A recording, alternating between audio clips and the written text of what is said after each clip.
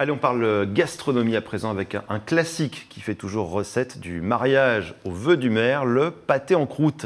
À Tours, il a même droit à son concours, le premier qui se déroulait aujourd'hui à la Villa Rabelais. Léa Turquier s'est penchée avec gourmandise sur quelques créations de nos charcutiers. Quel sera le meilleur pâté en croûte du centre Val-de-Loire ? 14 restaurateurs et traiteurs de la région se disputent le titre.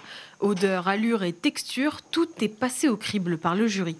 Il faut vraiment se détacher du visuel avec le goût, parce qu'il y a de belles surprises en fait. Là, ce qu'il en ressort d'une dégustation de 13 pâtés en croûte, c'est que je remercie ceux qui ont pu varier les textures le plus possible, parce que sinon c'est vrai que c'est too much. 12 jurés se sont attelés à la tâche. Parmi eux, des restaurateurs, des universitaires et professionnels du milieu de la gastronomie. Alors, comment juge-t-on un bon pâté en croûte ? En fait, on est sur des critères assez précis sur la grille de notation. Vraiment, ça se base sur le visuel, sur l'apparence de la croûte, le croustillant de la croûte pour la dégustation, l'ensemble et l'homogénéité des produits à l'intérieur.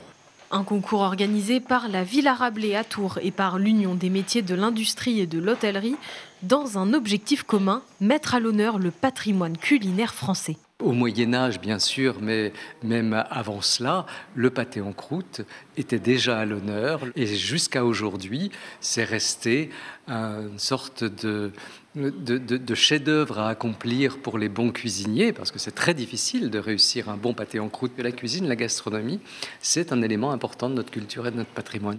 Le verdict est tombé, le Château Belmont gagne la médaille d'or en catégorie traditionnelle. Quant à la recette créative, c'est la Cité des formations de Tours qui rafle la première place.